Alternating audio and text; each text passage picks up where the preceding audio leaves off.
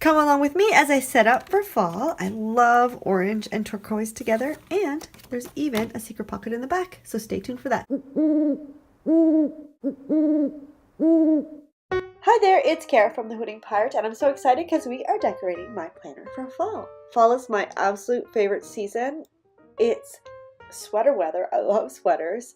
It's a little cooler so you can go out in the sun and not feel like your face is going to melt off. And it's just so pretty with all the colors and the sun, and I don't know, I just love it. I love it. Okay, so I wanted my planner to feel as cozy as a fall day or a fall sweater. So I've got some clips in my pockets that are textured, that are fabric. So I've got a couple ribbons, and then I've got a crocheted lace, and it gives a cozy fall feel to the planner. And next I'm putting on some Pom Pom Fringe because I love Pom Pom Fringe, and it just, again, looks like there's a sweater inside my planner. I'm taking the paper that I cut from the Simple Stories. It's the Forever Fall collection, and it's with Carpe Diem Simple Stories, and I'm just adding the Pom Pom Fringe to it so that I can add it in the planner. It looks really good together, but then it also, the paper will help it stay in that pocket. But actually, I think it looks a lot better with the paper. So now that my pockets and everything are finished, I'm going to go and cover up the inserts that I'm going to add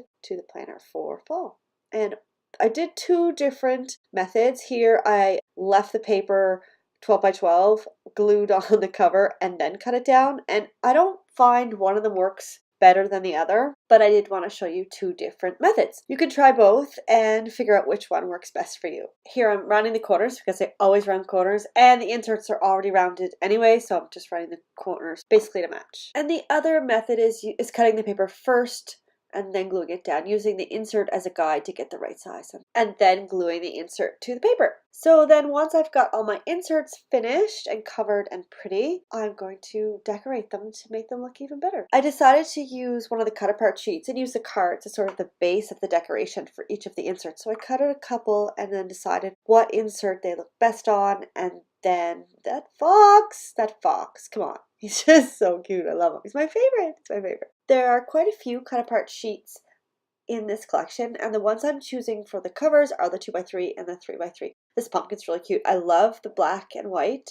I don't know, especially against this orange, it really, really just makes me happy. And that's why I'm putting it in here. I want my planner to make me happy when I open it up. And this insert is going to be the first one. So when I open up my planner, I see those pockets on the left, and I see this insert on the right, and yeah, it just makes me smile because it's just cute and happy and fun, and orange and turquoise because those are my happy colors.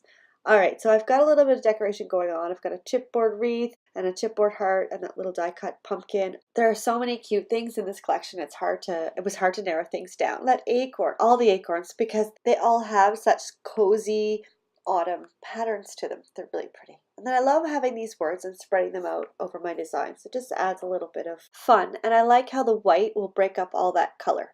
There's so many stickers to choose from in this collection, and there's lots of phrases and fall icons. And even though I put a ton of stickers in this project, I have even more left over. So it's great. They go a long way. And I like the variety of size and shapes, so you really can have a nice design. And there's tiny ones that'll fit in your planner, no problem at all. One down. Now let's move on to the next one. This one I had trouble finding a paper that would look good behind it because both of the card and the insert pattern are really busy. So I wanted something that would sort of offset that striped card, but at the same time not clash with the other one. So with the insert pattern. What I ended up doing was cutting it down because it was a bit wide, especially with the backing. And then I did end up backing it with that navy blue pattern. And the pattern doesn't show up so much because I used really thin border around it, kind of on purpose because I didn't want there to be too much clashing patterns. But I think it turned out nice, and I added a few little bits and bobs and a clip, and it's perfect. And now on to the last one, the little fox. He's so cute. I'm so excited. But when I saw the fox card, I remembered that I had that little fox tag that I wanted to add, so I pulled back the orange one and I put that on the back, and I'm putting a blessed wreath on the second one, and now I'm attacking that third one. So I'm just adding a few stickers and die cuts and whatever I can to make it look pretty. Now the second and third inserts aren't as decorated as the first one. One, because I'm sort of in a slim TN mood, I guess, right now. I kind of want to keep it thinner. but also because it's the first, that orange one, when I open my planner, that I see right away, and that's why I wanted to have that one a little bit more decorated than the other two, just because I wanted it to have a little bit more pizzazz and fun. These little mushrooms were also a favorite when I went through the collection, and I wanted to give them a little more weight, a little more importance by putting them on this bright orange flag.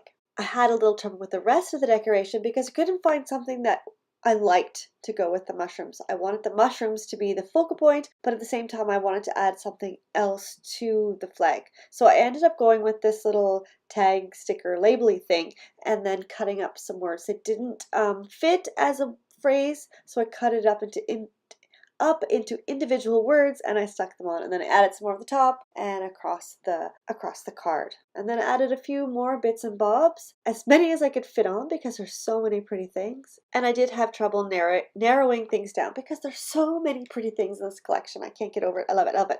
Okay, so that one's done, and next and last is the secret pocket. Now I love putting secret pockets in my planner just because it's fun, but also because you can hide stuff from your kids or have an emergency 20, which is what this one will be for. So I cut sort of an odd L shape, and then folded over the long bit. Now the piece of paper I had left over wasn't long enough to make a full pocket, but that's okay. All I need is that tiny little corner to hide my 20. And then I went to the 4x6 cards, cut some of those out. I took the adhesive and I put some on the bottom and along both sides so that when I stick the two of them together, it makes a pocket. The pocket ends up being a bit tight, but that's okay. That's all I needed for the back. And then I took a circle punch and just took a little bit out of the top so that I could have a way to open it. Then I added a cute little birdie clip. I cut out some more of the 2x3 cards, and they fit perfectly inside of the pocket. The pocket is the perfect size for what I need it for. Next up, all that's left to do is add back in the inserts. So we're putting the fox at the back, then that stripy patterned one, and then of course the bright orange one in the front. If you like the products in this video, I'm going to send you to watch this video next up in your top right hand corner. If you like setup videos, then I'm going to send you to this video. And please don't forget to subscribe with my head popping up right there. Have a fantastic day and happy planning.